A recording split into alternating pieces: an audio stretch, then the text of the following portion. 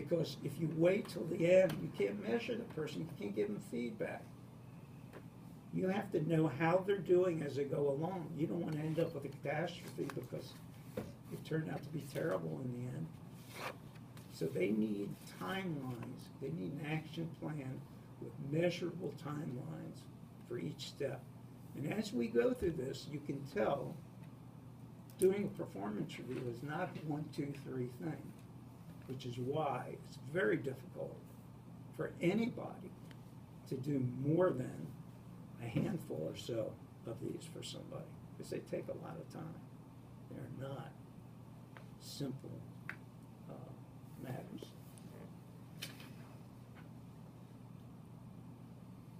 Have the employee submit an action plan with each step having a timeline, an action plan to achieve his goals. Again, we want timelines as well as goals to be attainable, but not necessarily possible. Action plans have multiple steps. Make sure that each has a completion date. This gives you the ability to determine whether someone is on track to achieve their goals. The last thing I would tell you about doing a performance review is when you're giving a grade, if that's how you do it, rate this person 1 to 5 or whatever based upon data, be careful. There's a tendency to think you're doing somebody a favor when you grade easily. There's not. You're not doing them a favor. Don't you want, without giving somebody a heart attack or putting them under too much stress, them to achieve the maximum they can achieve? Isn't that what you want? I know we as a company would like that. Again, you know, if you look at the text for this kind of situation, there's a stress curve in measuring performance. Well, you can't keep people at the top of the stress curve because you're going to have mistakes and problems and people leaving and unhappy people. You can't keep them there for too long, but they can't be down on the bottom where the start is. There has to be enough, stress may not be a good word, but enough pressure to get strong performance from the people that you want it from. Just recognize it can't be here, it can't be there. Somewhere along the middle of that curve where there's enough to peak performance without wearing somebody down. So be careful when you're assessing or grading. If that is not completely objective, which hopefully it can be primarily objective, but be careful with your thoughts about how when you're actually, the definitions in your performance review right now for that are fine. They're pretty good in terms of the grading and how to do it. Any questions? When are we doing the performance reviews? Or are we getting the information? It's usually on their annual, like, anniversaries when you do a performance review every year. So it's not going to all be at the same time, so we're graded at I mean, because we've done it both ways. right. Yeah, you know, it's interesting. If they tell you not to do a performance review when you're going to do a salary review,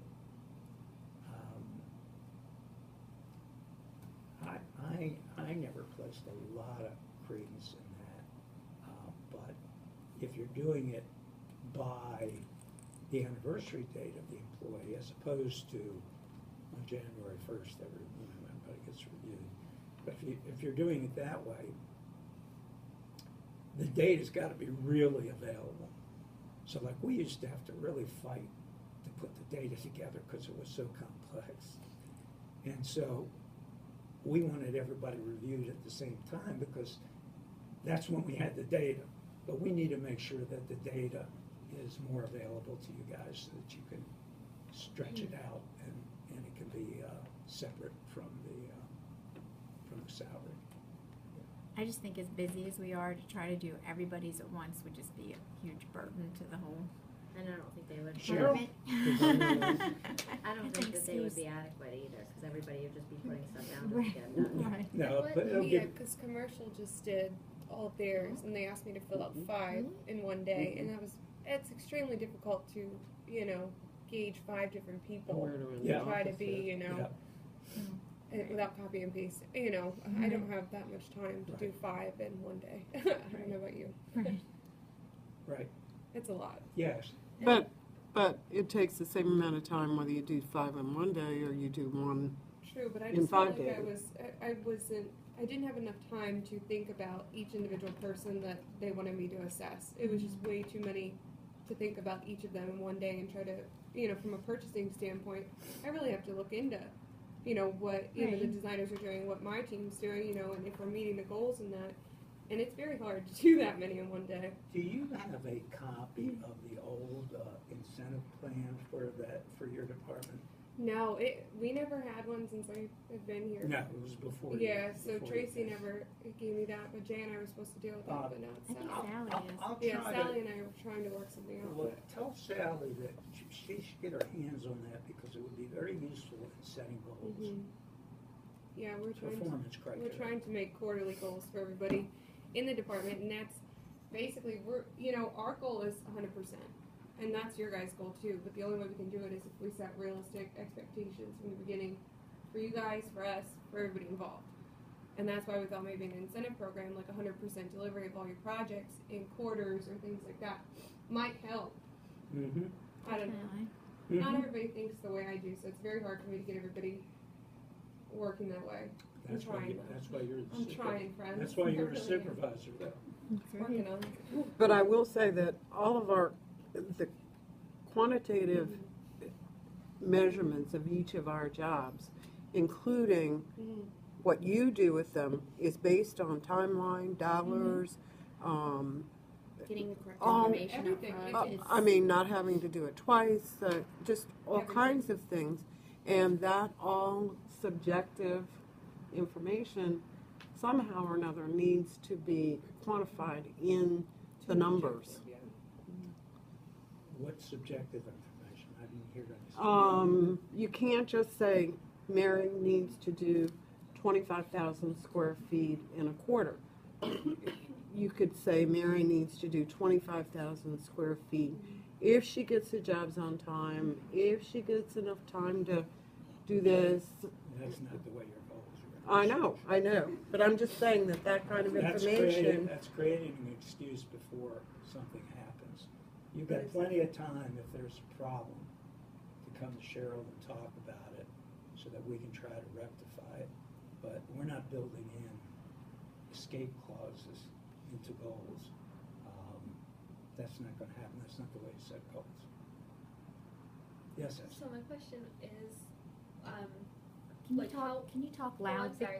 So the question I have is, how many layers of management are involved in everyone's reviews?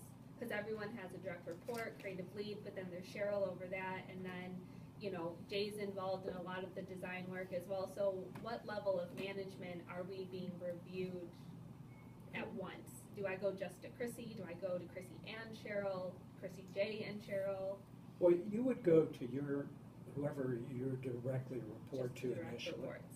So if that is Chrissy, then she would be the first person to go to. And part of the reason for hierarchies like that is that if everybody went to one person, that person would probably have to commit suicide.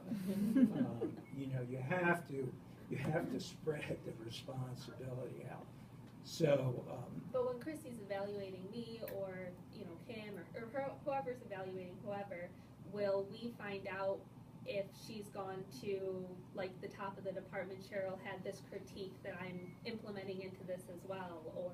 I'll have to do my homework before I can give you your Well, take. yeah, Is it I gonna just be in the same as general. what we did with, like how I did Eva's? here's That makes let, sense. let me That answer actually you. makes sense. Let me answer you a different way. I think if any of you had a situation that you consider somewhat serious, that, the improvement level required of somebody is significant, that you need to talk to Cheryl. First of all, she needs to be fully aware of that. And second of all, she might be able to help you with a goal for that person. But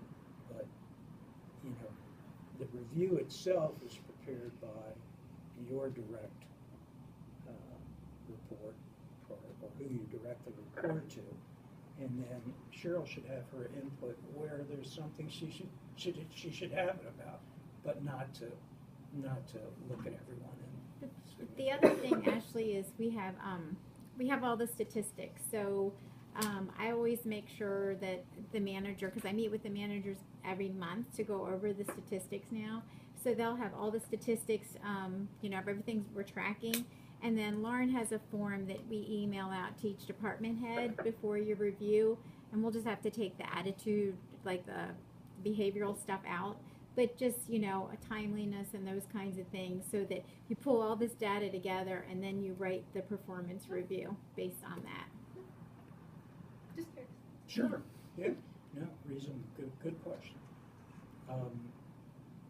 Look, if any of you, in the course of, we're gonna do this, once a month? Mm-hmm. If any of you, I had my own thoughts on where we should start this program.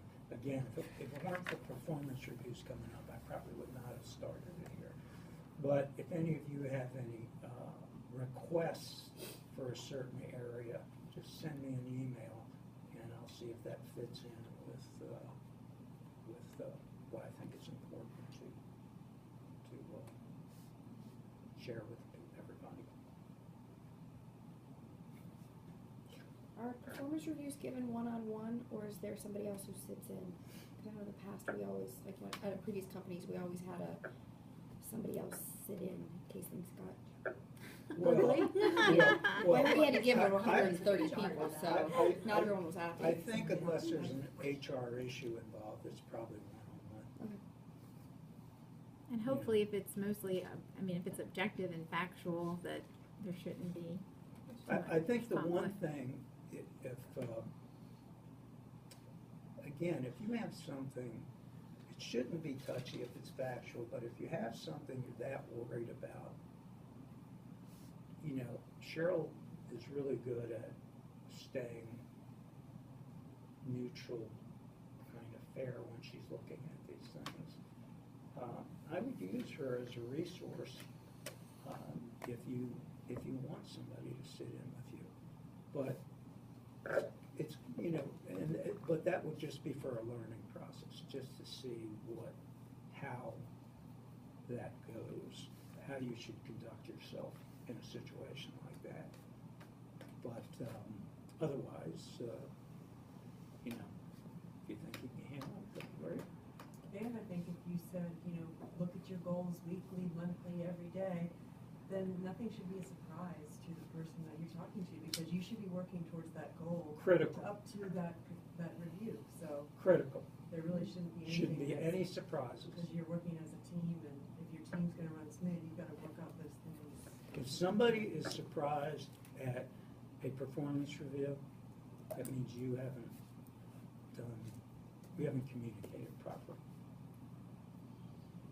So just remember, that's your responsibility, is to communicate feedback. You're the trainer. Plus, when you're doing that, you're really teaching them so that when they get in that position, if they can become a manager, they're way far ahead of a person who had no background in this, and you went into one of those reviews where they ask you a bunch of subjective questions, and the manager gives your opinion, and boom, that's your performance review. And your raise and everything gets based upon that. It's not the way to do it, not the way we want our staff to be trained.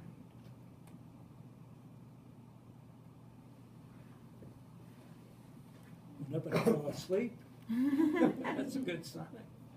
No, really, I hope you get some. I don't know whether enjoyment's the right word, but some a feeling of learning out of this, and I look forward to doing a lot more sessions with everybody.